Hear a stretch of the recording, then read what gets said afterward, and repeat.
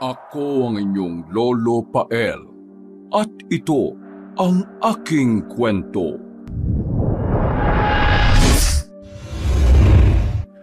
Masaya at kumakanta pa habang inahalo ni Angie ang nilulutong dilagang baka sa malaking kaldero.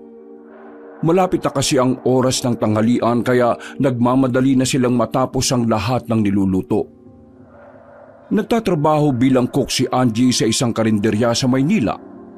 Maraming kumakain ng mga suki nila, lalo na ang mga nagtatrabaho sa mga opisina.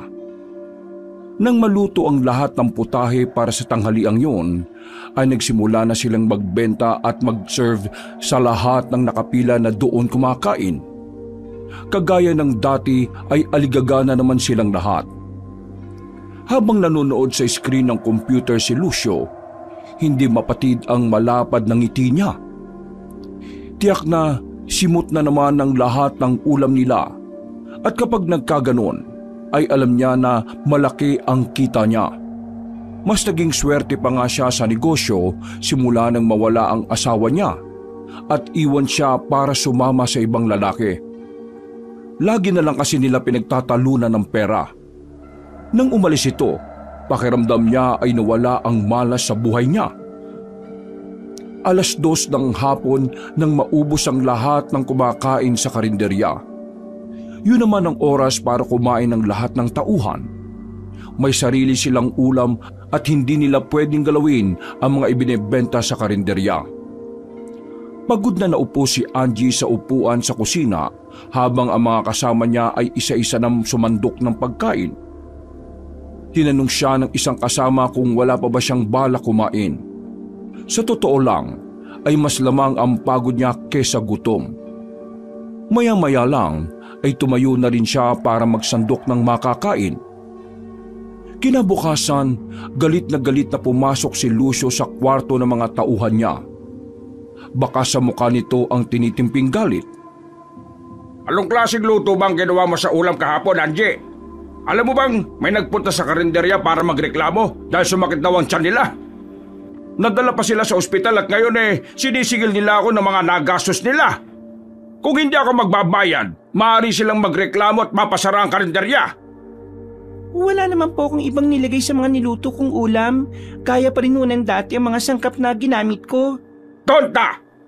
Kahit anong paliwanag at palusot mo, hindi uubra sa akin yan. Lahat ng ibabayad ko sa kanila, ikaw rin ang magbabayad nun. Kaya hindi ka makakatanggap ng sweldo. Hindi naman tama yan. Baka may iba naman silang kinain kaya sinakitan sila ng tiyan. Sa tagal kong tagaluto sa inyo, ngayon lang naman po nangyari yung ganyan eh. Wala nang maraming satsat. Kung ayaw mong tanggapin ang gusto kong mangyari, malaya ka makakaalis. Hindi ko kailangan ng palpak na kagaya mo. Hindi na hinintay pa ni Lucio na sumagot si Angie. Mabilis na siyang tumalikod at malakas na isinara ang pinto ng kwarto. Nanatili namang walang imik ang mga kasamahan ni Angie. Hindi naman mapigilan ni Angie ang magngit-ngit sa galit. Halos 5 taon na siyang nagtatrabaho sa karinderya, kaya nakakasama ng loob na ganun lang siya palalayasin ng amo. Simula nang nangyari ang insidenteng yon, ay lagi nang napag-iinitan si Angie sa trabaho. Lahat na lang ng kilos niya ay pinupunan ni Lucio. Hanggang isang araw, hindi sinasadyang nabangga si Angie ng isang kasamahan kaya natapon ang daladala nitong isang kaserola ng ulam. Nakita yun ni Lucio sa CCTV kaya naman galit at nagmamadali siyang nagpunta sa karinderya. Kahit maraming tao ng oras na yon, ay piningot ni Lucio si Angie. Napaaray ang babae habang kinakaladkad siya ng amo palabas ng karinderya. Isa kang malaking tanga! Alam mo bang mahal ang mga karne na yan tapos itatapon mo lang? Tonta! Sisalte ka na! Kaya hakutin mo na ang mga gamit mo at huwag ka na magpapakita sa akin! Baka hindi lang yan ang magawa ko sa'yo! Umiyak si Angie habang hawak ang nasaktang tenga. Mababakas naman ang awa sa mukha ng mga taong nasa karinderya. May isang babae na naawa na naglakas loob na lapitan si Angie. Binigyan siya nito ng isang bote ng tubig at panyo. Lalong napahagulgol sa awa sa sarili si Angie. Wala namang magawa ang babae kundi himasin ang likod niya. Pagkatapos mag-alsa balutan ay naisipan ni Angie na umuwi muna sa kanila sa probinsya. Tiyak na magtataka ang nanay niya kung bakit biglaan ang naging pag-uwi niya. Nasanay na kasi ang nanay niya na sa tuwing Pasko lang siya umuwi sa kanila. Nabuo sa isip niya na hindi na niya sasabihin ang nangyari dahil tiyak na magagalit ito ng sobra. Hindi nga nagkamali si Angie dahil laking gulat ng nanay niya na dumating siya. Mabuti na lang ay nawala na ang pamamaga ng mga mata niya dahil sa pagiyak. Iniabot niya ang biniling pasalubong sa ina saka maigpit itong niyakap. Sa mga pagkakataong yun ay kailangan niya ng mainit na yakap galing sa ina. Kumusta naman po kayo rito, Nay? Pasensya na kung hindi ako nagsabi na uuwi. Gusto ko lang kayong sorpresahin.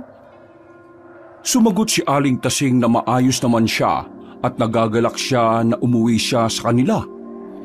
Umalis na po ako sa trabaho ko eh. Napapagod na rin po kasi ako dun sa karinderya. Tapos medyo masungit at istrikto pa ang amo. Dito na lang siguro ako maghanap ng trabaho, Nay. Hindi naman siya pinigilan ng ina kung ano ang desisyon niya. Mas pabor nga yun sa kanya dahil hindi na malalayo ang anak sa kanya. Solong anak lang si Angie. Ang ama naman nito ay pinaniniwalaan nilang nalunod sa dagat habang nangingisda. Hindi na natagpuan ang katawan nito at tanging bangka na lamang ang nakita ng mga nag-rescue. Naging masaya ang pananatili ni Angie sa probinsya nila. Ang dami niyang na-miss na mga bagay na ginagawa dati na hindi niya nagagawa noong nasa Maynila pa siya. Naroong mamasyal siya sa parke kasama ang mga kababata. Naliligo rin sila sa dagat at madalas manood ng liga sa court sa barangay nila. Isang gabi, habang nanonood sila ng liga, nakausap ni Angie ang pinagbilhan niya ng nilagang mais. Pwede raw silang magtinda at pumwesto roon dahil maraming bumibili. Tiningnan ni Angie ang tabi-tabing nagtitinda. Merong nilagang mais, balot, ihaw-ihaw at nagtitinda ng sigarilyo at mga candy. Naisip bigla ni Angie na pwede siyang magtinda ng mga tinapay o kaya mga street foods. Sakto, kahit kaunti ay may naipon siyang pera. Sasabihin niya sa nanay niya ang tungkol sa plano para mabigyan siya nito ng tips. Hindi naman humadlang si Aling Tasing sa kagustuhan ni Annie. Bagkus, tinulungan pa niya ito na mamili ng mga kakailanganin sa pagtitinda. Tinapay, burger, sa malamig at mga tusok-tusok na pagkain ang piniling itinda ni Angie. Hapon ang pumwesto na si Angie sa court para simulan na ang pagtitinda. Nag-aayos pa lang siya ng mga gamit nang biglang may mga kabataan na lumapit sa kanya para bumili. Iniwan muna niya ang ginagawa at niluto ang mga order ng mga kabataan.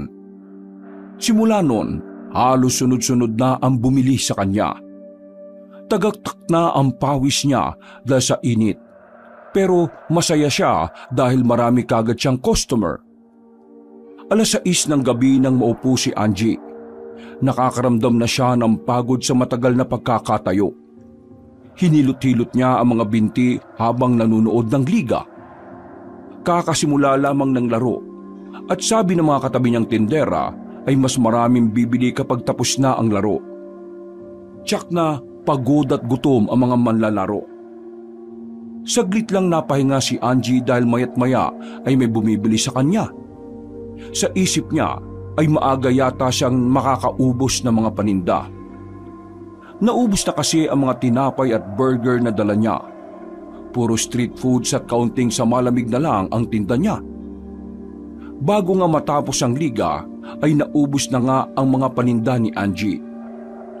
Marami pang lumapit na mga bumibili pero sinabi niyang wala na siyang maibebenta sa kanila. Sana bukas, matiran kami ng paninda mo. Nakakaingit kasi kanina na makita na maraming kumakain ng burger at fishball eh. Pagtaas ng tingin ni Angie, nakita niya ang isang matangkad na gwapong lalaki na nakasuot ng jersey. Naisip niya agad na isa ito sa mga manlalaro. Katabi nito ang iba pang mga ka-team na kagaya nito ay tagaktak din ng pawis. Hayaan mo, bukas dadagdagan ko yung paninda ko para umabot sa inyo. Hindi ko naman nakalain na ganito karami ang taong nanonood dito eh. Mas maraming tao sa Grand Finals. Tsak na pati mga kabilang baryo dadayo dito sa atin. Kaya mas damihan mo ang paninda mo nun ha. Sige. Maraming salamat sa payo mo. Inaya na ni Noel ang mga kagrupo para umuwi na habang si Angie naman ay ipinagpatuloy na ang pagliligpit ng mga gamit. Pagka-uwi ni Angie ay masaya niyang ibinalita sa ina na maganda ang naging kitaan niya sa unang araw. Kinabukasan, maagang nagising si Angie para mamili sa palengke. Mamimili siya ng mga ititinda niya. Habang namimili ng mga frozen products, ay may lalaki na tumabi sa kanya. Hindi niya yung pinansin sa isipin na baka mamimili rin kagaya niya. Damihan mo ang ititinda mo mamaya para makabili kami. Gulat na nilingon ni Angie ang lalaking nagsalita. Nakita niya si Noel na matamis na nakangiti at nakatingin sa kanya. Tipid namang napangiti si Angie. Oo, dadamihan ko.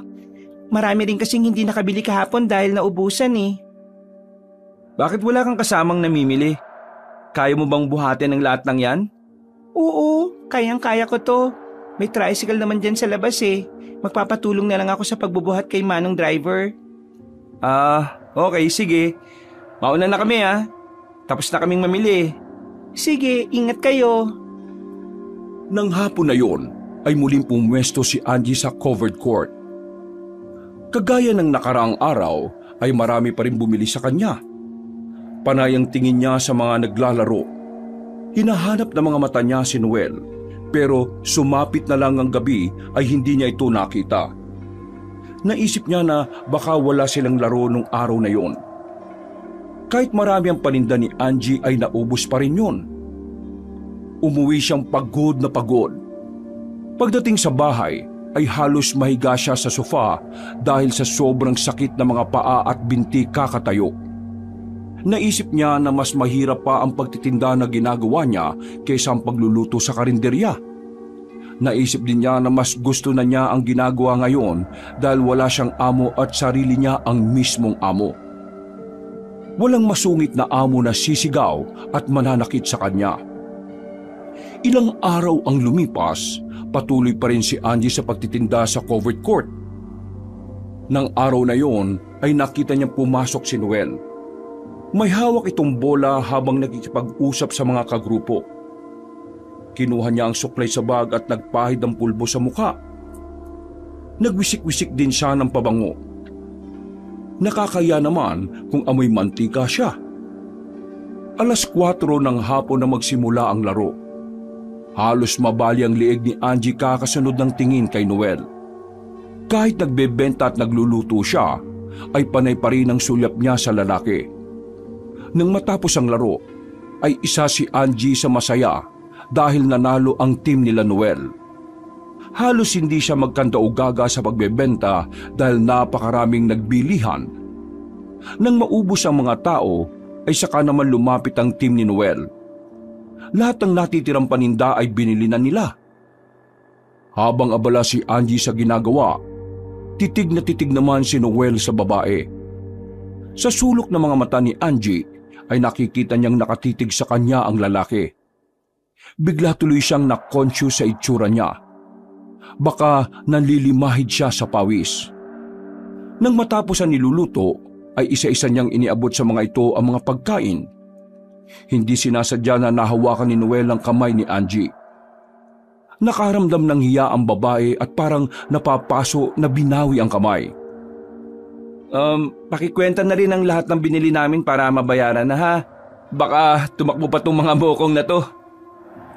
Pagkakwenta ni Angie, nagsimula na rin siyang magligpit paunti-unti ng mga gamit. Nang matapos kumain si Noel, pati ng grupo niya, ay sabay-sabay na nagpaalam ang mga ito para umuwi na. Nagpaiwan si Noel para tulungan si Angie sa pagliligpit ng mga gamit. Paano mo ito may uuwi lahat? Andiyan naman si Mang Todit sa labas. Dumating na siya. Doon ko isasakay yung mga gamit. Malapit na ang semifinals ha. ipagdasal mo naman na sana manalo kami para sure na makapasok sa Grand Finals. Oo ba? Yan lang pala eh. Sa galing nyo, tsaka ko na makakapasok kayo sa Grand Finals. Ay nako, magdilang anghel ka sana. Maya-maya, pinagtulungan na nilang tatlo kasama si Mang Tolits na hakutin ng mga gamit. Isang kolong-kolong ang gamit ng matanda, kaya kasya ang lahat ng gamit doon. Nang matapos sa ginagawa, ay nagpaalam na si Angie na mauuna nang umuwi.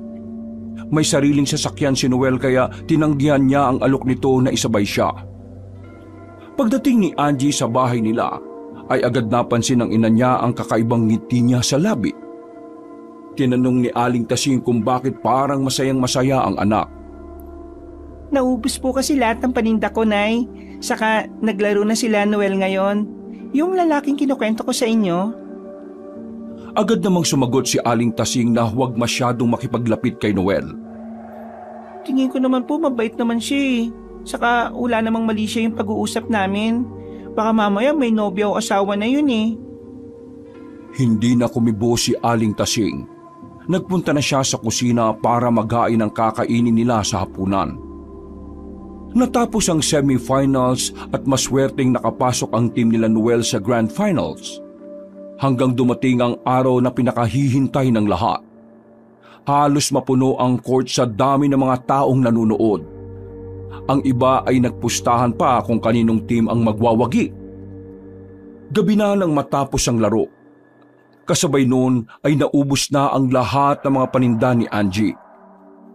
Nagsimula na siyang magligpit nang lumapit sa kanya si Noel pati ang mga kagrupo nito. Naku, sorry. Wala na ako may bibigay sa inyo. Sa dami ng tao, maaga ako nakaubos ng panindi. Ay, congrats nga pala sa inyo ah. Ayos lang at salamat nga pala. Sige na, tulungan na kitang magligpit. Ay naku, wag na. Pagod ka sa paglalaro tapos magbubuhat ka pa. Kaya na namin to ni Mang Tolits. Hindi nagpapigil si Noel. Tumulong pa rin siya sa pagliligpit ng mga gamit. Nagpaalam na ang mga katim niya na mauuna nang pumunta sa bahay ng coach nila. Meron palang gaganapin na munting salo-salo. Selebrasyon sa pagkakapanalo nila. Nang masiguro ni Noel na naiakyat na sa kolong-kolong ang lahat ng gamit, ay nagpaalam na siya kay Angie. Hating gabi na nang makauwi si Noel sa mansyon nila. Naabutan niya ang ina na nakaupo sa sofa. Tingin niya ay hinihintay siya nito. Muntik na akong tubuan ng ugat dito kakahintay sa'yo. Bakit ginabi ka na naman masyado ng uwi? Nagkaroon ng selebrasyon sa bahay ni Coach after ng laro namin. Kumusta naman ang naging laro nyo ngayong araw? Champion po kami, ma. Siyempre, magaling ang anak niyo eh. Wala naman ang bago dyan. O siya sige, umakyat ka na sa kwarto mo para makapagpahinga ka na. Eh kayo ma, hindi ka ba aakyat para magpahinga? Aakyat na rin ako. Hinihintay ko lang din dumating ang papa mo. Tsak na, lasing na naman uuwi yun. Huwag mo na siyang hintayin para makapagpahinga na rin kayo. Mapupuyat lang kayo kakahintay sa kanya. Hayaan mo na akong hintayin siya. Para naman hindi pa ako nasanay. Ilang taon ko na itong ginagawa. Hindi na nagpumilit si Noel. Umakyat na siya para makapagpahinga na. Hindi na bago sa kanya ang senaryo sa bahay nila. Dahil alkoholik ang ama, ay madalas talaga itong umuwi ng hating gabi at lasing. Hindi nga niya alam kung papaanong natitiis ng ina ang pagiging lasinggero ng ama. Kahit na anong payo, ay hindi naman nakikinig ang ama sa kanila. Maaga pa lang ay nasa restaurant na si Madam Guada. Eksakto namang kararating lang ni Noel at ng dalawang kasamang babaeng tauhan galing palengke. Si Noel ang namimili ng lahat ng kakailanganin nila sa restaurant. Nang umagang yon, ay mainit ang ulo ni Madam Guada. Lagi na lang kasing masama ang pakiramdam ng cook nila. Bukod sa may edad na ito, ay idinadaing nito lagi na masakit ang mga tuhod. Kagaya ng araw na yon, kulang na naman ang tagaluto niya. Marami pa namang order na pagkain. Namumroblema si Madam Guada na baka hindi ma-deliver sa eksaktong oras ang mga order na pagkain. Napansin naman ni Noel ang kakaibang aura ng ina. Ma, may problema ba? Bakit kunot na naman ang noon ninyo? Kulang ang tagaluto natin ngayon. Hindi kakayanin nila Gracia at Teresa kung sila lang ang magluluto. E di, tutulungan ko na lang sila, Ma. Ako nang bahala, kaya wag na kayo mamroblema. Iho, alam mo naman na hanggat maaari ayaw kong kumikilos ka dito sa restaurant natin. Ngayon lang naman to, Ma. Para hindi rin mahirapan sila Gracia at Teresa sa kusina. Ako nang bahala rito. Ang mabuti pa, umuwi na kayo sa atin. Magpahinga na lang kayo. Tandaan nyo na bawal ka mapagod, sabi ng doktor nyo. Sige, ikaw na ang bahala rito, Iho. Kapag may problema, tawagan mo kagad ako. Walang magiging problema. Trust me, Ma. Walang nagawa si Madam Guada nang tawagin ni Noel ang driver nila. Ibinili nitong ihatid ang ina pauwi. Nang makalis ito, nagsimula na sila Noel na kumilos sa kusina. Naging abala sila ng umagang yon hanggang tanghali. Nang matapos sa lahat ng niluluto ay si Noel na rin ang nag-deliver ng mga pagkain sa mga customers nila. Habang naglalakad si Angie, pauwi na sila galing sa pamamasyal sa parke. Nadaanan niya ang isang bukas na restaurant na maraming kumakain. Agad na agaw ng pansin niya ang karatulang nakasabit sa labas na nangangailangan ng cook. Saglit na nag-isip si Angie. Tutal, tapos na ang liga sa barangay nila, kaya natigil na rin ang pagtitinda niya. Kailangan na niyang maghanap ng trabaho para kahit papaano ay may sinasahod siya. Iniisip niya ang kaunting natitirang pera sa ipon niya. Kapag naubos yun, ay mahihirapan na siya sa pang-araw-araw na gastusin nila ng ina. Pumasok si Angie sa loob. Agad siyang nilapitan ng isang babaeng may suot na hairnet at apron. Pinaupo siya sa isang bakanting upuan at tinanong kung ano ang o-orderin niya.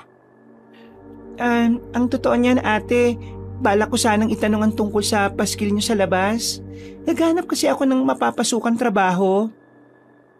Nagpaalam saglit ang babae na tatawagin ng amo niya para itong kumausap sa kanya.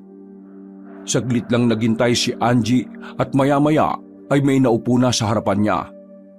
Pagtaas ng tingin ni Angie, nagulat pa siya nang makitang si Noel na nakangiti sa kanya. Anong ginagawa mo dito? Sabi ng isang tauhan ko, may mag-a-apply raw na cook. Ikaw pala yun. Sa inyo tong restaurant? Oo, pagmamayari ng magulang ko pero tumutulong din ako dito. Bago ako umuwi dito sa atin, cook din ang trabaho ko sa Maynila. Kaya may experience na ako kung pagluluto lang din ang usapan. Ilang taon kang nagtrabaho sa Maynila? Bakit ka umalis doon sa trabaho mo? 5 taon ako doon. Umalis ako kasi sinaktan ako ng amo ko sa isang pagkakamali na hindi ko naman sinasadya. Kailan mo balak magsimula ng trabaho kung sakali? Ikaw ang bahala. Kahit nga bukas pwede na ako magsimula kaagad. Di kung ganun, tanggap ka na. Maaga ang pasok mo bukas ha. Dapat 6 ng umaga nandito ka na. Talaga? Tanggap na ako? Naku, maraming salamat, Sir Noel. Uy, anong Sir Noel ka dyan? Noel na lang ang itawag mo sa akin. Kapag tinawag mo akong Sir, sisisantein kita. Paggalang lang naman yun kaya tinawag kitang Sir. Teka, gusto mo bang kumain muna? Ay naku, hindi na. Uuwi na rin ako sa bahay na ako kakain. Maiinom, baka gusto mo. Hindi kita naalok kanina kasi na-excite ako nung makita kita Sa narinig, parang gustong mamula sa hiya ni Angie. Iniwas niya ang tingin sa lalaki. Naku, ikaw talaga? Sige na, at ako'y uuwi na. Baka hinahanap na ako ng nanay ko. Gusto mo ihatid kita? Hindi na, kaya ko nang umuwi mag-isa. Tumayo na si Angie at nagmamadaling lumabas ng restaurant. Inahatid na lang siya ng tingin ni Noel hanggang mawala na ito sa paningin niya. Pagkauwi ni Angie, masaya niyang ibinalita sa ina na nakahanap na siya ng trabaho. Masaya rin si Aling Tasing dahil hindi na maiinip ang anak sa bahay nila. Pagkatapos kumain ng hapunan, ay nahiga na si Angie sa kama niya. Hindi maiwasan na balikan niya sa isip ang naging pag-uusap nila ni Noel. lalo na nang sabihin nito na na-excite ito nang makita siya. Napangiti sa kilig si Angie. Nayakap niya ng mahigpit ang isang unan sa gilid niya. Maya-maya ay ipinikit na niya ang kanyang mga mata.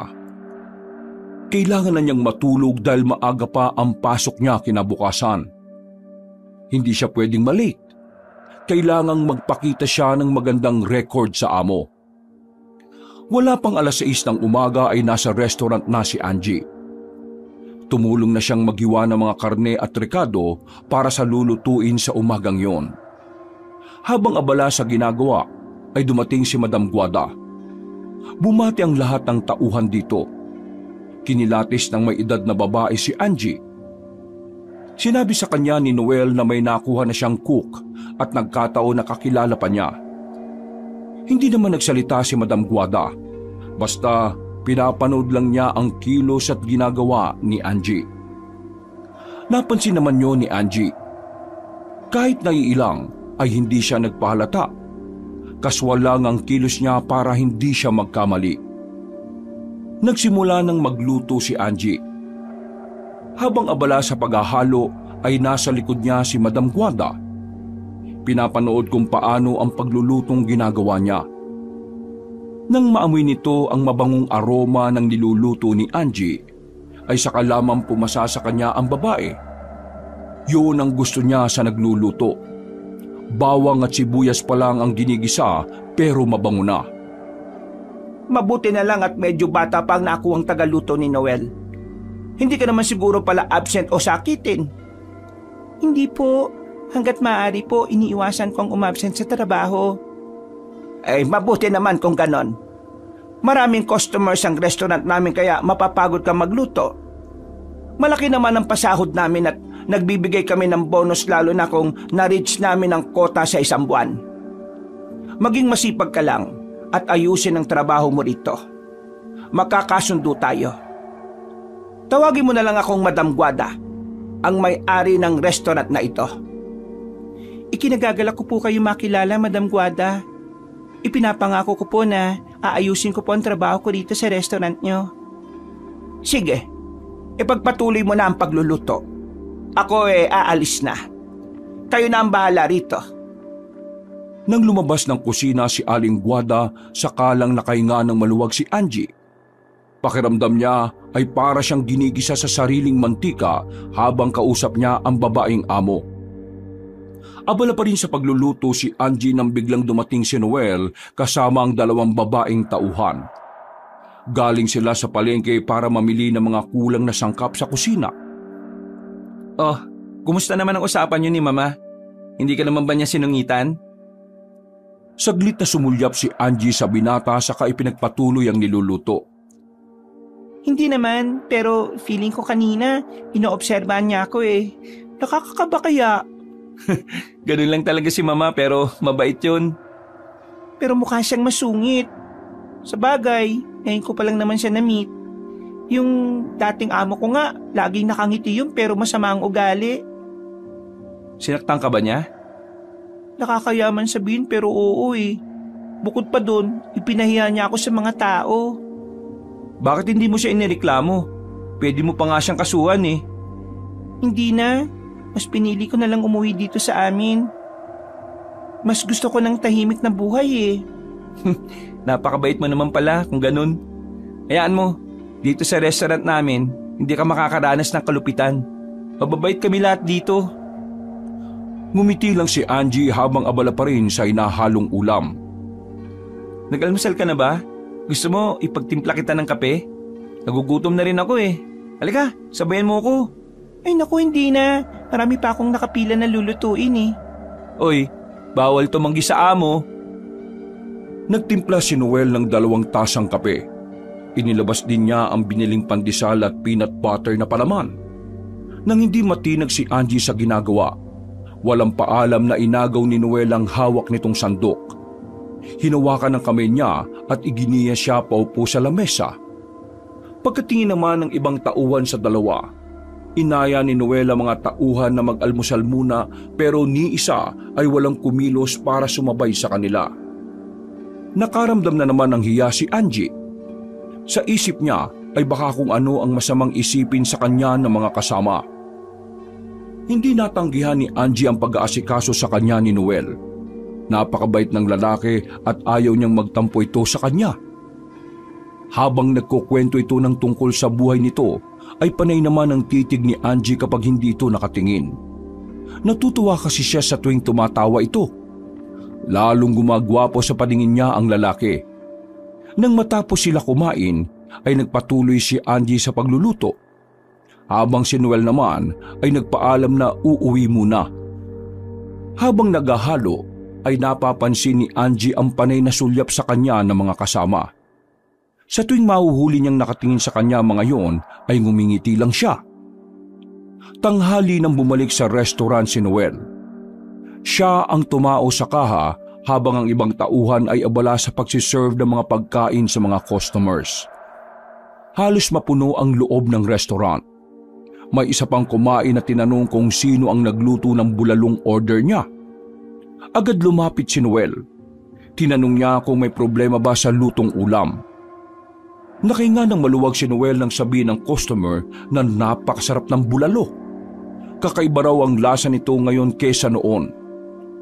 Pumunta si Noel sa kusina para itanong kung sino ang nagluto ng bulalo.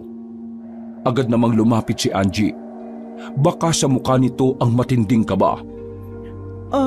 Ako po nagluto. May problema po ba? Wala naman. Gusto ko lang sabihin na nasarapan yung mga customer sa luto mo. Keep it up, Angie. Okay? Pagkasabi ni Noel ay lumabas na siya ng kusina. Matamis namang napangiti si Angie at saka tinitigan ng malaking kaldero na may lamang bulalo. 4:00 ng hapon, pinauwi na si Angie dahil wala naman masyadong customer. 5:00 o 6:00 sila nagsasara. Basta kapag wala nang kumakain, ay saka sila nagsasarado ng restaurant. Bago umuwi, ay nagsuklay at nagpahid ng pulbo sa mukha si Angie. Pakiramdam kasi niya ay napakalakit ng mukha niya. Nang matapos ay nagpaalam siya sa mga kasama na uuwi na. Palabas na siya ng restaurant nang tawagin siya ni Noel. Halika, sumabay ka na sa akin. Ihatid na kita pa uwi. Ay naku, wag na po. Hindi na kailangan. Kaya ko naman pong umuwi eh. Oh, sabi ko di ba huwag kang tumanggi? Para malaman ko rin kung saan ang bahay mo. Hindi alam ni Angie kung anong dahilan o palusot pa ang sasabihin niya. Naroon na naman kasi ang kakaibang tingin sa kanya ng mga kasama. Walang nagawa si Angie nang lumabas na si Noel. Sumakay siya sa kotse at habang nasa daan sila ay panay ang kwento ni Noel. Kinakabahan naman si Angie dahil baka pagalitan siya ng ina kapag nakita na inihatid siya ng amo. Nang makarating sila sa bahay ni Angie, ay masuyong pinagbuksan ni Noel ng pinto ng sasakyan ng dalaga. Hindi alam ni Angie kung patutuloy niya sa loob ang amo. Magpahinga ka na maaga ngayon para bukas maaga kang papasok. Alam kong pagod ka sa dami ng mga niluto mo ngayon. Parte naman yan ng trabaho ko eh. O sige na, pumasok ka na sa loob. Uuwi na rin ako para makapagpahinga. Bukas na lang ulit Hinintay ni Angie na makaalis ang sasakyan ni Noel bago siya magpasyang pumasok sa loob ng bahay nila. Muntik pa siyang mapasigaw nang makita ang ina na nakatayo sa likod ng pinto. Ay, Nay naman, bakit ka ba nagugulat? Seryosong mukha ni Aling Tasing na nakatitig kay Angie. Tinanong nito kung sino ang gwapong lalaki na nagatid sa kanya. Siya po si Noel, anak ng amo ko sa restaurant. Ayaw ko naman sana magpahatid pero mapilit eh. Sumagot si Aling Tasing na habang maaga pa ay iwasan ng lalaking amo at baka magkaroon sila ng problema. Ayon dito ay kilala si Madam Guada sa buong baryo nila dahil sa angkin nitong yaman at dahil na rin sa sikat na restaurant nito. Hindi na kumibo pa si Angie at pinili na lamang na pumasok sa kwarto niya para magpahinga. Habang nakaiga ay biglang pumasok sa isip niya ang nakangiti at nakatawang si Noel. Niyakap na lamang niya ang unan. Iniisip na yakap niya ang lalaki. Matuling lumipas ang 1 linggo. Naging maayos naman ang trabaho ni Angie sa restaurant. Marami ring magagandang feedback ang natatanggap niya mula sa mga customers na kumakain doon. Masaya rin si Noel dahil mas dumarami ang taong kumakain sa kanila. Araw ng Lunes, yun ang araw ng day off ni Angie. Pagkatapos niya maglaba at maglinis ng bahay nila, ay naisipan niyang gumala sa parke. Naglalakad na siya nang biglang may bumusina sa likod niya. Nalingunan niya si Noel na nakasilip sa bintana ng kotse nito. Pinuntahan kita sa inyo pero ang sabi ng nanay mo, umalis ka raw eh. Naglakad palapit si Angie sa sasakyan ng amo. Pupunta ako sa parke. Maganda kasing tumambay dun eh. Halika na, sumakay ka na, ihahatid na kita doon. Hindi na tumanggi si Angie dahil nakakaramdam na siya ng ngalay sa paa at binti. Pagdating nila doon ay naupo rin sa tabi niya si Noel. Baka may pupuntahan ka pa? Ikaw talagang sasadyain ko, no? Aayain sana kitang gumala sa labas eh. Matinding pagkagulat naman ang naging reaksyon ni Angie. Hindi niya ipinahalata sa katabi na nakaramdam siya ng hiya at kilig. Teka, dito ka lang ah. May bibilhin lang ako. Halos kalahating oras ding naghintay si Angie sa pagbabalik ni Noel. Nang dumating ito ay may dalang burger, coke at iba pang mga pagkain. Sorry kung natagalan ako. Napakahaba ng pila sa mga bilihan ng pagkain eh. Naku, nakakaya naman at nag-abala ka pa. Ang dami mo pang binili. Mauubos ba natin yan? Walang uuwi hanggat hindi natin nauubos ang lahat ng pagkain na to. Sa akin, okay lang kahit abutin ako ng gabi dito. Ikaw, baka hanapin ka sa inyo. Matanda na ako, Angie. Kahit late ako umuwi, hindi ako hahanapin sa bahay. Tara, kain na tayo. Ilang oras na puro kwentuhan ang ginawa ng dalawa. Napag-alaman ni Angie na may dalawa pang kapatid si Noel. Pero nasa ibang bansa nagtatrabaho at nakatira ang dalawa kasama ng pamilya nito. Siya na lang daw ang natitirang wala pang asawa. Akala ko nga dati may asawa at anak ka na eh. Nasa mukha ko ba na may asawa na? Sa gwapo mong yan, imposible na kahit girlfriend wala ka. So wala nga eh. Nag-focus ako masyado sa pag-aaral at paglalaro ng basketball. Pangarap ko rin naman bumuo ng pamilya pero ang mama ko parang ayaw niya eh. Iniisip siguro niya na kapag may asawa na ako iiwan ko na siya. Si Papa kasi, laging wala sa bahay. Laging nasa mga barkada at kumpare niya. Buti ka nga kompleto ang mangulang mo. Ako, dalawa na lang kami ni nanay na magkasama sa buhay. Wala rin akong kapatid kaya medyo malungkot din. Nandito naman ako eh. Kapag nalulungkot ka, pwede mo akong kausapin. Sabihin mo sa akin ang mga problema mo kung meron. Hindi ba masama na mapalapit ako sa'yo? Baka kasi kung anong isipin ng mga kasamaan ko sa restaurant, lalo na ang mama mo. Huwag mong isipin ang mga sasabihin ng ibang tao, no? Wala naman akong pakialam sa kanila eh. Gagawin ko ang lahat ng gusto kong gawin sa buhay ko. Ilang oras pa silang tumambay sa parke. Nang sumapit ang 8:00 ay nagpasya ng umuwi si Noel. Bukod sa kinakagat na sila ng lamok, ay maaga pa ang pasok ni Angie sa restaurant kinabukasan. Maraming salamat nga pala sa pagsama mo sa akin ha. Makita na lang tayo ulit bukas. Nang makalis ang sasakyan ni Noel, ay halos umabot sa tenga ang matamis ng ngiti ni Angie. Pagbukas niya ng pinto, ay naabutan niya ang ina na nakaupo sa sofa at tila hinihintay siya. Mabilis na nagmano si Angie. Tinanong ng ina kung bakit siya ginabi. Napasarap lang po ang kwentuhan namin ni Noel. Siya nga po pala, hindi na ako kakain ng hapunan. Busog na po ako eh. Hindi na hinintay ni Angie na sumagot pa ang ina. Diretso na siyang pumasok sa kwarto. Nagpalit lang siya ng damit pantulog saka nahiga sa kama. Habang nakahiga, ay binalikan niya sa isip ang naging kaganapan sa kanila sa parke. Ayaw niyang umasa na baka may gusto rin ito sa kanya. Basta masaya siya dahil sa ibinibigay nitong atensyon sa kanya. Nagpatuloy ang magandang pakikitungo ni Noel kay Angie. Tuwing day off ay lumalabas sila para gumala at mamasyal.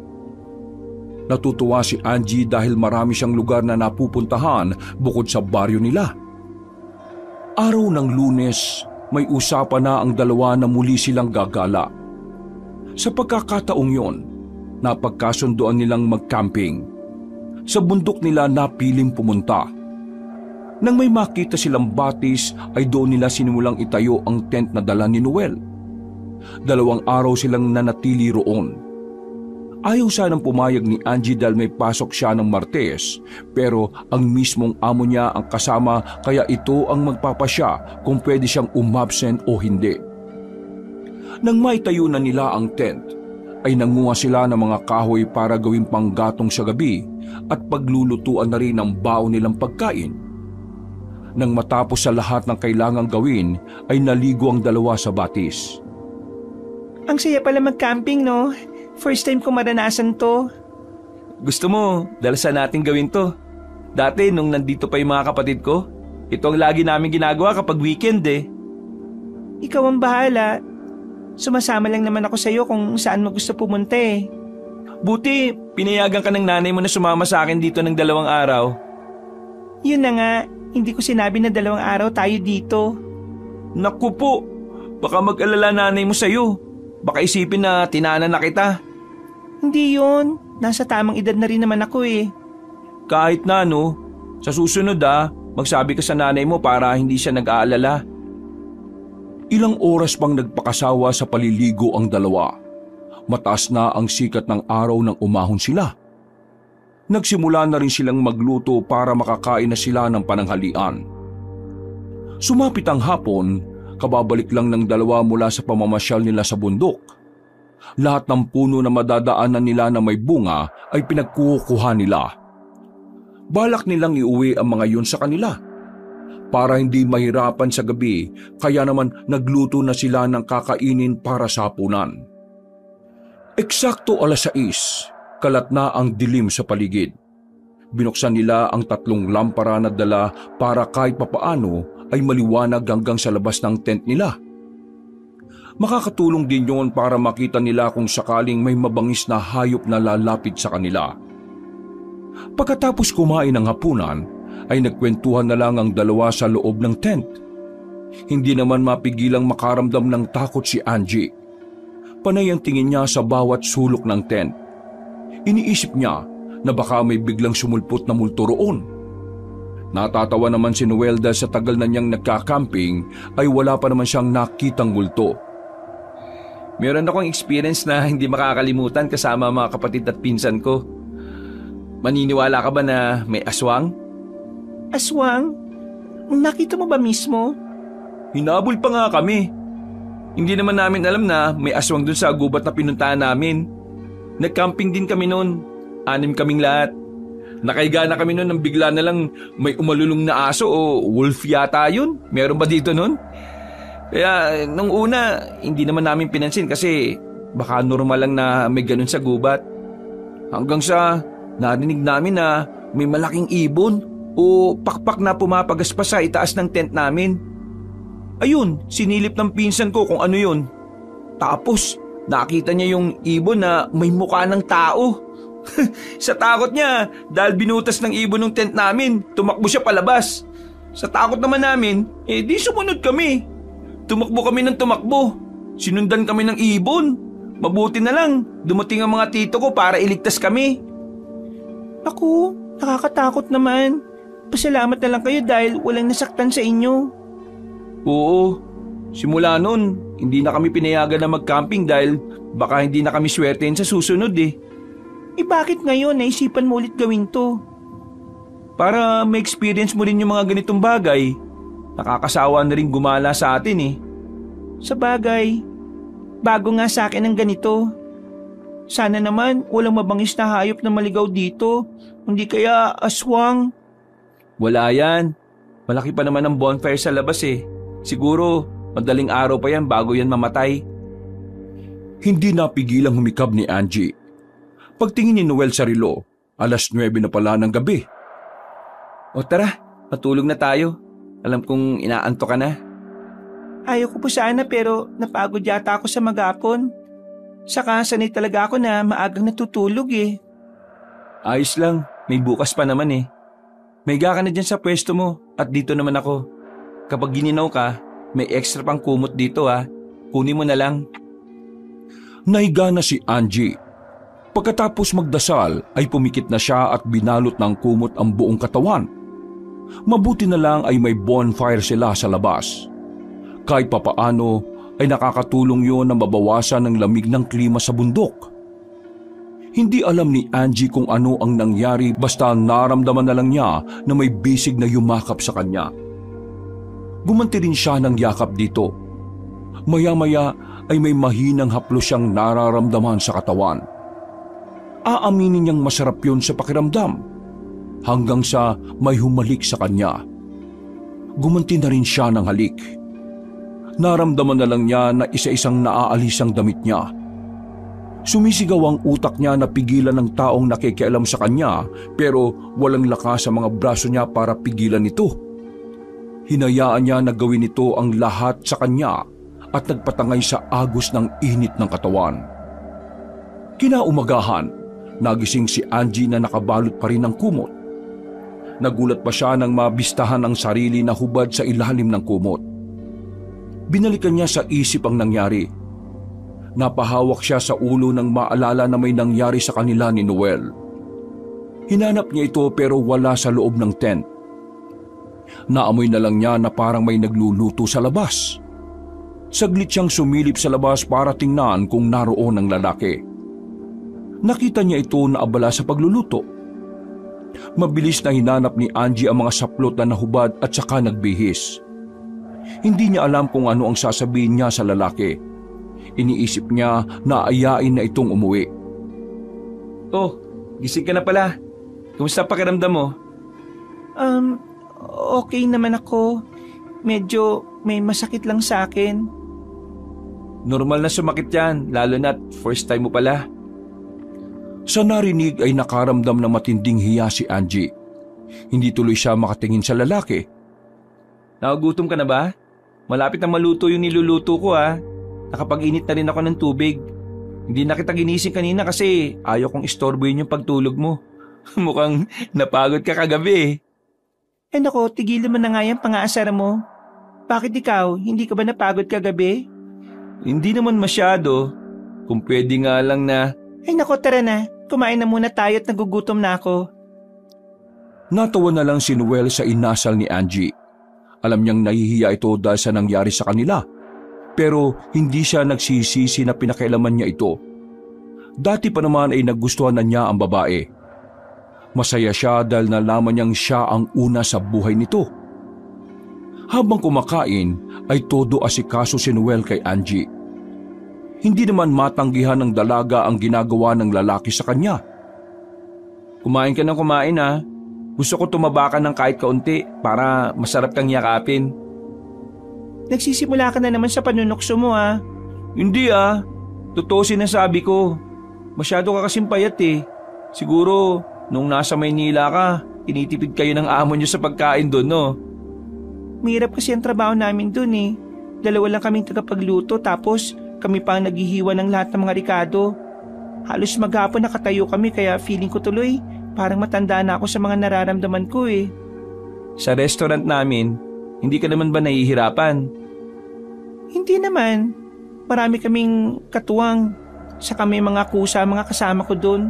Ang babait pa nila. Kapag may naging problema ka sa mga kasama mo, huwag ka magdadalawang isip na magsabi sa akin ha. Wala naman akong problema sa kanila. Ang napapansin ko lang si Nanay Berta. Kapag nasa kusina ka at nag-uusap tayo, iba yung ipinupukol niyang tingin sa atin eh. Naku, huwag mong pansinin yun si Nanay Berta. Ganun lang talaga tumingin yun. Tahimik naman yun at focus lang siya sa niluluto niya. Hindi na kumibo pa si Angie. Madalas kasi na yun ang napapansin niya sa matanda. Kahit wala itong sinasabi pero parang may pahiwatig ang mga tingin nito sa kanya. Gabi na ng Martes nang makauwi ang dalawa. Balak sanang kausapin ni Noel ang ina ni Angie pero pinigilan siya ng babae. Iniisip kasi niya na baka magalit ito. Nang itaboy siya ni Angie, wala siyang nagawa kundi umalis na. Pagpasok ni Angie sa bahay nila, ay ang seryoso mukha ng ina ang bumungad sa kanya. Sorry po, Nay, kung hindi ako nagsabi na hindi ako makakauwi. Baka kasi hindi niyo ako payagan eh. Hindi naman nagalit si Aling Tasing, pero binalaan siya nito na huwag nang uulitin ang ginawa. Panay naman ang hingi ng tawad ni Angie. Maya-maya pa ay nagpaalam na siya na papasok sa kwarto para magpahinga. Samantala, pagpasok ni Noel sa mansyon nila ay isang galit na ina ang sumalubong sa kanya. Mabuti naman na tumuwi ka pa. Bakit hindi ka nagsabi kung saan lupalop ka pupunta? Alam mo bang napuyat ako kakahintay sa iyo kagabi? Nag-camping lang naman ako, Ma. Saka nandito na ako. Buo at buhay na nakauwi. At sino naman ang kasama mo? Ang babaeng si Angie na naman? Ano naman kung siya ang kasama ko? Gusto ko siya, Ma. Huwag niyo sana akong pigilan kung sino ang babaeng gugustuhin ko. Por Diyos, por Santo, iho! Nahihibang ka na ba sa mga sinasabi mo? Mukhang nagayuma ka yata ng babaeng yon. Bukas na bukas patitingnan kita kay Apo. Hindi niya ako nagayuma, Ma. Tigilan mo na yung isipin tungkol dyan. Sige na, magpapahinga na po ako. Walang mangyayari kung magtatalo tayo. Pagod po ako. Tulalang napaupo na lang sa mahabang sofa si Madam Guada. Tinalikuran na siya ng anak at nagmamadaling umakyat sa kwarto nito. Habang nakaupo, ay nag-iisip ng plano si Guada kung paano mapaghihiwalay ang dalawa. Hindi siya papayag na isang hamak na tagaluto lang ang magiging asawa ng anak niya kung sakali. Kinabukasan, hindi nagpunta si Noel sa restaurant. Tanging si Madam Guada ang nanunood sa kanila habang nagluluto. Nasa harap ng kalan si Angie pero hindi rin siya mapakali dahil ramdam niya ang mainit na titig ng babaeng amo sa kanya. Nang matapos siya sa ginagawa, ay tinawag siya nito na pumasok sa opisina. Pagdating sa loob ay nangyari na nga ang kinatatakutan niya. Hindi na ako magpapaligoy-ligoy pa, Angie. Alam ko naman kung ano ang namamagitan sa inyo ng anak ko. Kaya nakikiusap ako na layuan mo siya. Ayaw ko na isang kagaya mo lang ang makakatuluyan ng anak ko. Kung gusto mo ng pera, sabi mo sa akin. Kung magkano ang kailangan mo, ibibigay ko. Madam, hindi ho nabibili ng pera ang pag-ibig ko sa anak niyo. Matalino kang babae. Sa bagay, mas malaki ang makukuha mong pera kung pakakasalan ka ng anak ko. Pero hindi ka magtatagumpay sa gusto mong mangyari. Gagawin ko ang lahat para magkahiwalay kayo. Hindi ko pinilit ang anak niyo na magustuhan ako. Totoong pagmamahal ko sa kanya at hindi ko iniisip ang tungkol sa pera o kayamanan na meron siya. Walang mangyayari sa usapang ito. Umalis ka na at nagdidilim ang paningin ko sa iyo. Baka kung ano pang magawa ko. Laglag ang balikat at malungkot na lumabas ng opisina si Angie. Pagkatapos ng oras ng trabaho niya ay sinundo siya ni Noel. Bigla siyang napayakap sa lalaki nang makita ito. Oh, namiss mo ba ako? Pasensya na kung hindi ako nakapunta sa restaurant ha. Dumating kasi yung isang pinsan ko galing US eh. Lumuwas muna ako ng Maynila para sumama sa pagsundo sa kanya sa airport. Bukas pa, ikaw na ang tatao sa restaurant? Yun nga eh. Kaya kita sinundo para magpaalam sa'yo. Magbabakasyon muna ako doon sa Maynila, sa bahay ng pinsan ko. Ngayon lang kasi siya umuwi ng Pinas after 5 years eh. Ang sabi niya, mga 2 or 3 weeks lang siya dito kaya gusto niyang makasama kami ng mga pinsan niya. Ha? Ganun ba? Okay lang naman sa akin. Basta mag-iingat ka doon ha. Oo naman no. Kumusta pala ang araw mo? Parang pagod na pagod ka. Ayos lang naman. Ngayon okay na ako kasi nakita na kita. Ay nako, wag mo ako masyadong mamimiss ha. Babalik naman kagad ako eh. Anong gusto mong pasalubong? Ikaw na ang bahala. Ang mahalaga sa akin ay bumalik ka. Para mapawi ang pagod at pangamba ni Angie, mabilis siyang dinampian ng halik sa labi ni Noel. Napayakap na lang ng mahigpit ang babae. Kung maaari lang na huwag na itong umalis, pero ayaw naman niyang higpitan ito sa mga bagay na gustong gawin at puntahan ng binata. Masasaya ang lahat ng tauhan sa restaurant dahil malaya silang nakakakilos. Nagpaalam si Madam Guada na magbabakasyon sa Maynila. Susunod ito sa anak na si Noel para bisitahin ng pamangkin galing US. Pansamantala ay si Nanay Berta muna ang mamamahala sa buong restaurant. Maayos naman ang naging takbo ng restaurant ng lumipas na mga araw. Marami pa rin kumakain lalo na at maraming customer ang nasasarapan sa pagkaing niluluto nila. Kagaya ng araw na yon, amoy na amoy hanggang labas ng kusina ang iniihaw na barbecue ni Angie. Habang nakasalang ang pinalalambot niyang bulalo, ay palabas-labas siya para tingnan ng iniihaw. Nakasalang pa ang barbecue pero marami nang naghihintay na customer sa order na yon. Sakay ng police car patrol, naamoy ni SPO1 Ronel Katakutan ang iniihaw na barbecue.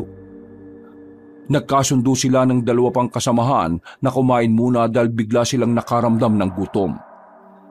Pagpasok nila sa restaurant, ay sinalubong sila ng isang serbidora. Agad umorder ng barbecue, bulalo at kaldereta ang 3 pulis. Halos kalahating oras din silang naghintay bago na iserve ang mga order nila. Halos mamuwalan ang 3 pulis sa sobrang sarap ng ulam na kinakain nila. Nang matapos silang kumain ay tinanong ni SPO1 Ronel kung sino ang nagluto ng mga ulam na inorder nila. Tinawag naman ni Nanay Berta si Angie dahil siya ang nagluto ng 3 putahe na yon. Pagkalabas ni Angie sa kusina, tinuro ni Nanay Berta kung sino ang naghahanap sa kanya. Nahihiyaman ay lumapit siya sa 3 pulis. Magandang tanghali po mga sir. Hinahanap niyo raw po ako? Oo, para sabihin na napakasarap na mga ulam nyo rito. Eto, tip namin sa iyo to. Pasimpleng inabot ni SPO1 Katakutan ng pera kay Angie. Mukhang madadalas kami kumain dito ah. Mabuti naman po't nagustuhan niyo yung pagkain namin dito. Sana po araw-araw kayong kumain dito sa amin. Abay, babalik talaga kami. Sana laging may barbecue at bulalo. Sige po, sasabihin ko sa amo namin para laging meron. Araw-araw po kasi iba-iba ang mga menu na niluluto namin eh. Oy, sige miss. Mauna na kami. Salamat sa masarap na pagkain ha. Tumayo na ang 3 pulis at diretso ng lumabas ng restaurant. Tuwang-tuwa naman ang mga kasama ni Angie dahil muli na naman siyang napuri ng mga customers nila. Bago pumasok ng kusina ay napansin na naman ni Angie ang kakaibang tingin sa kanya ni Nanay Berta. Hindi na niya pinansin yon at nagpatuloy na sa ginagawa sa kusina. 1 linggo ang matuling lumipas. Halos araw-araw nga ay sa restaurant na kumakain si SPO1 Katakutan, kasama pa ang mga katrabaho niyang pulis. Lagi niyang ibinibida sa mga kasama na sobrang sarap na mga ulam doon at hindi sila nagsasawa. Napapansin din ni Angie ang pagiging magiliw sa kanya ni SPO1 Katakutan. Minsan nga ay inaabangan pa siya nitong makalabas sa restaurant at sinasabing iahatid na siya pauwi. Mariing tumanggi si Angie dahil baka malaman ni Noel ang tungkol sa ganoong bagay ay baka magalit at pagtalunan pa nila. Sir, hindi na po ako makapapaligoy-ligoy pa. Alam ko naman po ang intensyon niyo sa akin. Sasabihin ko lang po na may nobyo na po ako ah. Wala po siya rito dahil nagbakasyon sa Maynila. Ganun ba? Ay, pasensya na at hindi ko naman alam eh. Akala ko ay single ka pa. O sige, mauna na ako. Sorry sa abala ah. Simula noon ay hindi na nagkausap pa ang dalawa kahit na doon pa rin kumakain ng mga pulis sa restaurant. Isang umaga, umuwi si Noel galing sa Maynila. Agad niyang hinanap ang ina sa buong mansyon nila pero bigo siya itong makita. Tinanong niya ang mga kasambahay nila kung saan nagpunta ang ina pero iisa lang ang sagot ng mga ito. Nagsabi raw na magbabakasyon sa Maynila. Nagulat pa ang mga katulong na mapag-alaman na hindi dumating sa bahay ng pinsan niya si Madam Guada. Saan naman kayong lupalo pumunta si Mama? Nang walang makuhang sagot sa mga kasambahay, ay nagpunta naman si Noel sa restaurant. Tinanong niya rin sa mga tauhan nila kung nakita nila ang ina. Kagaya ng sagot ng nauna, nagpaalam daw sa kanila na magbabakasyon sa Maynila. Sumakit ang sentido ni Noel dahil hindi naman dumating ang ina sa Maynila. Tanging ang ama lang niya ang dumating doon. Akala pa nga nito ay naroon na ang asawa. Masayang-masaya naman si Angie dahil dumating na si Noel. Pasimple siyang kumatok sa opisina nito. Pagpasok niya ay bigla niyang niyakap si Noel. Gumanti naman ng yakap ang lalaki. Sobra kitang na-miss. Sana huwag ko nang bumalik sa Maynila. May problema nga ako ngayon, Angie. Anong problema? Baka sakali makatulong ako. Tingin ko nawawala si Mama at hindi ko alam kung saan siya nagpunta. Nagpaalam pa lang siya sa amin na aalis. Binili nga niya kay Nanay Berta tong restaurant eh. Ewan ko, hindi ko alam. Kapag hindi pa siya umuwi bukas, ire-report ko na siya sa police station. Kinakabahan ako. Baka may nangyari ng masama sa kanya eh. Pati ang driver niya wala rin. Hindi kaya nagtana na silang dalawa? Ibig kong sabihin, yun naman ang unang maiisip ng kahit na sino eh. Kasi pati pala yung driver wala rin. Ewan ko, hindi ko na alam. Hindi ako makapag-isip na maayos.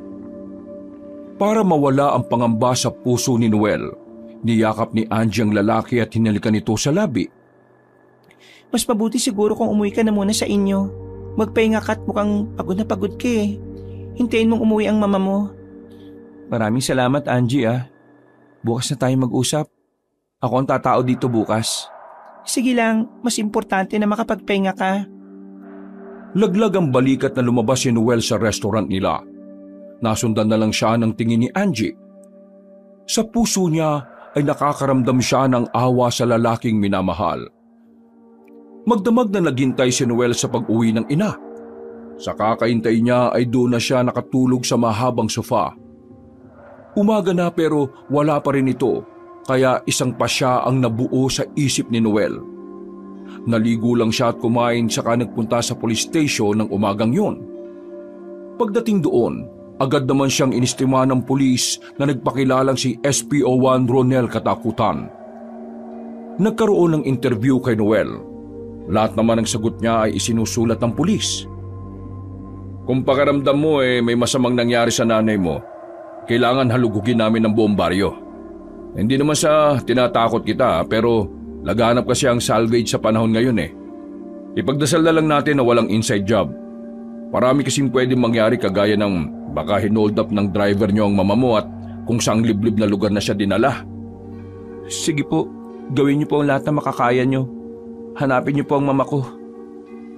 Makakaasa ka sir, nagagawin namin ang lahat para mahanap siya. Pagkagaling ni Noel sa police station, diretso na siya sa restaurant. Kapansin-pansin ang pagiging tahimik niya ng araw na yon. Hanggat maaari ay ayaw muna niyang makipag-usap kahit kanino. Sumasakit ang ulo niya sa isiping may masamang nangyari sa mama niya. Pagkatapos mailuto lahat ni Angie ang nakatoka sa kanya, ay nagsandok siya ng ulam at kanin. 12:00 na ng tanghali. Hindi pa lumalabas sa opisina nito si Noel. Naisip niya na baka gutom na ito. Kumatok siya at nang sinabi ni Noel na pumasok siya, ay nakangiti niyang inilapag sa lamesa ang dalang pagkain. Dapat hindi mo na ako dinala ng pagkain. Wala naman akong ganang kumain pa eh. Naisip ko kasi na baka gutom ka na. Kumain ka na muna kahit konti. Eto sinigang na baboy. Humigop ka ng sabaw para mawala ang sakit ng ulo mo. Sige, ilagay mo na lang muna dyan. Kakain ako kapag gusto ko na. Sa susunod, wag mo ko basta dala ng pagkain dito ha. Mahirap na't baka kung ano ang isipin nila. Natahimik si Angie pagkarinig sa sinabi ni Noel. Nasakta ng damdamin niya dahil pakiramdam niya ay ikinakahiya siya nito. Bakit mo iisipin ang sasabihin ng ibang tao? Saka akala ko ba may relasyon na tayo pero bakit ganito? Ayaw mo bang malaman nila na tayo na? Sabi mo noon wala kang pakialam sa sasabihin nila. Hindi naman sa ganun, Angie. Uunahin ko lang muna tong problema ko ngayon. Bigyan mo lang ako ng space and time. Ang dami ko nang binigay ng space and time sa'yo eh. Halos 2 linggo ka sa Maynila pero wala kang narinig na reklamo sa akin. Gusto lang naman kitang pagsilbihan para kahit papano gumaan ang pakiramdam mo. Pero bakit pakiramdam ko kahit ako ayaw mong kausapin? Napahilot si Noel sa sentido. Ayaw niya makipagtalo pero hindi naman niya alam kung papaano ipapaintindi dito ang sitwasyon. Napansin ni Noel na nag-iba ang aura ng mukha ni Angie. Hahawakan sana siya nito pero bigla na lamang siya nitong pinalo ng vase na nakapatong sa lamesa. Agad nawala ng malay si Noel. Nang mahimasmasan si Angie, hinila niya ang katawan ng lalaki at inihiga sa upuang naroon. Nang maiayos niya ito, ay parang walang anuman na lumabas siya sa opisina. Sakto namang nasa restaurant ang mga pulis na customer nila. Naririnig ni Angie na isa-isang tinatanong ng mga pulis sa mga kasamahan niya tungkol kay Madam Guada. Gabi na nang magising si Noel. Medyo nahihilo pa siya. Nararamdaman din niyang masakit ang pisngi niya. Umayo siya ng upo at biglang nagulantang nang maaninag na may taong nakaupo malapit sa kanya. Mabuti naman at gising ka na. Kumusta ang pakiramdam mo? Nasilaw si Noel sa ilaw nang biglang bumukasyon. Nakita niyang nakatayo si Angie sa tabi ng switch ng ilaw. Ano pang ginagawa mo rito? Gabi na, sarado na ang restaurant? Mula sa bintana ay tanaw niya na sarado na ang mga grill sa labas ng restaurant. Hinihintay kitang magising. Sorry sa nagawa ko kanina. Ikaw naman kasi kung ano-ano mga sinasabi mo sa akin na hindi ko gusto eh. Masakit ba na tinamaan ka ng vase? At teka, gagamutin ko. Wag na. Wag ka na mag-abala pa. Okay lang ako. Mabuti pa umuwi ka na. Baka hinahanap ka na sa inyo. Sabay na tayong umuwi. Malay mo, makita mo dyan ang mama mo. Narinig ni Noel na mahinang tumawa si Angie. Kumunot ang noon niya sa pagtataka sa kakaibang inaasal nito. Tumatawa ka ba? Anong nakakatawa dun? Alam mo naman na nag-aalala ako dahil nawawala nga si mama. Paano kung hindi na talaga siya umuwi at hindi mo na siya makita pa? Teka, umamin ka nga sa akin, Angie.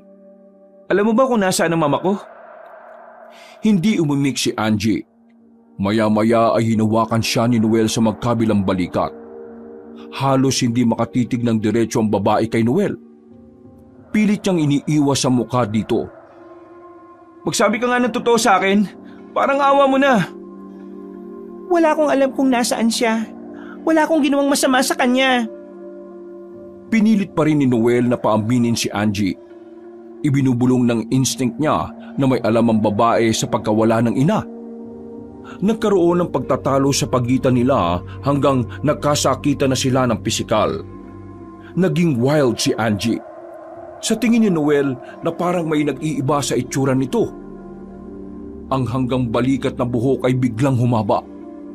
Nahintakutan si Noel kaya naman mabilis niyang kinuha ang vase na nasa lamesa at ipinalo sa batok ni Angie. Nawalan ng malay ang babae. Bago ito bumagsak sa lupa ay nasalo niya ito. Nagulat pa siya nang makita na humaba ang kuko nito at may naging pagbabago sa mukha.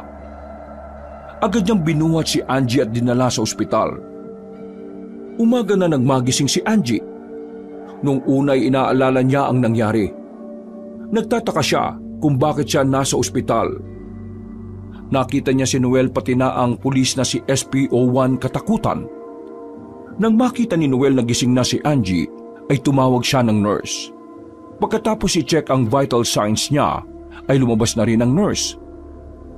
Sa ginawa mo kay Mr. Noel, pwede kang sampahan ng kaso at makulong. Paano kung hindi sinasadyang napatay mo siya sa pagpalo ng vase? Siya naman na may kasalanan kung bakit ko yun nagawa eh. Total lang dito na rin naman ako. Tatanungin kita kung may alam ka ba kung saan nagpunta si Madam Guada.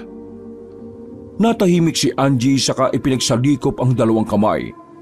Napansin naman yun ng pulis kaya alam niya na may itinatago ito. Samantala, binalikan sa isip ni Angie ang nangyari sa pagitan nila ni Madam Guada. Nang araw na nagpaalam ito sa kanila na magbabakasyon ay pinuntahan niya ito sa mansyon para kausapin. Hindi siya nito pinapasok sa loob. Sa may garden lang sila nag-usap. Nagbilin lang siya na bantayan nito si Noel dahil baka may babaeng lumapit dito. Nagalit si Madam Guada sa kanya at sinabihan siya ng masasakit na halos yurakan na ang buo niyang pagkatao. Nagalit si Angie, kaya naman nagplano siyang patayin ito. Gabi nang abangan niya ito sa labas ng mansyon. Nakita niya na tumambay ito sa terasa at yun ang pagkakataong hinihintay niya. Tahimik siyang pumasok sa loob hanggang makarating siya sa kwarto nito. Pinalo niya ng lampshade ng ginang at saka ibinalik sa dating pwesto ang gamit para walang makahalata sa ginawa niyang krimen.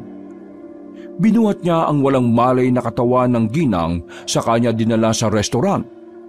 Doon ay pinagtulungan nila ni Nanay Berta na tsap-tsapin ang katawan nito at saka ilagak sa freezer. Dahil si Nanay Berta ang pansamantalang namamahala sa restaurant, kaya naman magkasabwat sila sa ginawang krimen. Kinain nila ang laman loob ni Madam Guada. Isinunod nila ang driver para isipin ng mga tao na maaaring may relasyon ng dalawa at nagtanan. Para maitago pa ang krimen, ginawa nilang barbecue ang mga laman ng dalawa at ang buto ay ginawa nilang bulalo. Ang mga natirang daliri at balat ay inilibing nila sa likod ng restaurant. Ganon din ang ginawa ni Angie sa asawa ng amo niyang si Lucio. Dahil nawiwindang na siya sa palagiang pagtatalo ng mag-asawa dahil sa pera, kaya naman pinatay rin niya ang among babae para matahimik na sila sa bahay. Niluto rin niya ang ibang parte nito at kinain naman niya ang lamang loob. Ang buong akala ni Lucio ay pinagtaksilan at nilayasan siya ng asawa. Hindi niya alam na inihain na niya dito ang nawawalang asawa. Miss Angie, hindi ka na kumiburian. Tinatanong kita kung may alam ka ba sa pagkawala ni Madam Guada. Habang nakayuko si Angie, ay unti-unting gumuhit ang nakakalokong ngiti niya sa labi. Ang masasabi ko lang, hindi niyo na siya makikita kahit kailan, kaya wag niyo nang hanapin pa. Anong ibig mong sabihin? Baka naitain mo na si Madam Guada pati ang driver niya. Naalala mo ba nung nagpunta kayo sa restaurant? Inihain ko na siya sa inyo. Yung kinain yung barbecue at bulalo. Ha? Totoo ba yung sinasabi mo? Tumakbo ang pulis papuntang banyo at doon ay pilit niyang isinusuka ang laman ng tiyan. Panay naman ang halakhak ni Angie na parang baliw. Halos hindi naman makapaniwala si Noel sa narinig. Alam ko nagsisinungaling ka at gumagawa ka ng kwento. Sabihin mo ang totoo kung nasan mo dinala ang mama ko. Sinabi ko na ang totoo. Gusto mo ikwento ko sa iyo kung paano namin nilantakan ng atay at puso niya? Handa ka bang makinig? Napakawalang hiya mo. Mas masahol ka pa sa hayop dahil sa ginawa mo. Kung hindi niya hinadlangan ng pagmamahala natin at kung hindi niya niyurakan ng pagkatao ko, buhay pa sana siya ngayon. Ang akala kasi niya, ang lahat ng mahihirap na kagaya ko ay kaya niyang bilhin ng salapi. Pwes, nagkakamali siya. Kaya bagay lang sa kanya ang ginawa ko. Hindi mo pa rin dapat ginawa yun sa mama ko. Alam mo bang handa kitang ipaglaban sa kanya kahit tutol siya sa relasyon natin? Habang nagsasalita si Noel, ay bigla namang nagbago ang itsura ni Angie. Anong klaseng nilalang ka ba? Bakit ganyan na itsura mo? Unti-unti na namang humahaba ang buhok nito. Pumulupot yun sa lieg ni Noel. Pilit inaalis ng lalaki ang buhok pero lalo lamang yun humihigpit. Hindi niya napigilang mapasigaw dahil parang mapupugto na ang hininga niya. Maya-maya ay narinig ni Noel ang sunod-sunod na putok ng baril. Napatingin siya sa nakabukas na pinto ng banyo. Naroon si SPO1 katakutan at tumuusok pa ang hawak nitong baril. Naramdaman ni Noel na lumuwag ang nasa liig niya at walang buhay na bumagsak sa kama si Angie. Hindi napigilan ni Noel na mapaluha dahil sa nangyari. Kumalat sa buong baryo ang tungkol kay Madam Guada at Angie. Halos masuka ang lahat ng suki nila na kumakain sa restaurant nang malaman ang nangyari. Maraming nagreklamo at gustong ipakulong si Noel dahil pinakain daw sila ng karne ng tao. Yun daw pala ang sikreto kaya mas sarap ang lahat ng ulam na inihahain nila. Hindi naman halos makausap si Aling Tasing. Ayaw niya magsalita tungkol sa totoong katauhan ng anak. Nang mailibing niya ito, ay nagpasya si Aling Tasing na lisanin ng baryo. Alam niya na hindi na siya matatahimik pa dahil mainit na ang tingin sa kanya ng mga kapitbahay at nakakakilala sa kanya. Nahukay naman ni Noel ang mga daliri at balat ng ina sa likod ng restaurant. Sa tulong ng asong K9 ay nahanap nila roon at yun na lang ang nabigyan nila ng maayos na libing. Nagpatuloy si Noel sa pamamahala ng restaurant na naiwan sa kanya ng ina. Simula nang kumalat ang balitang nagsiserve sila ng karne ng tao ay humina na rin ang restaurant. Hanggang sa wala nang gustong kumain sa kanila dahil iniisip na baka may lahi rin silang aswang. Isa-isa nang nagpaalam ang mga tauhan kay Noel. Hahanap na lang daw sila ng ibang mapapasukan.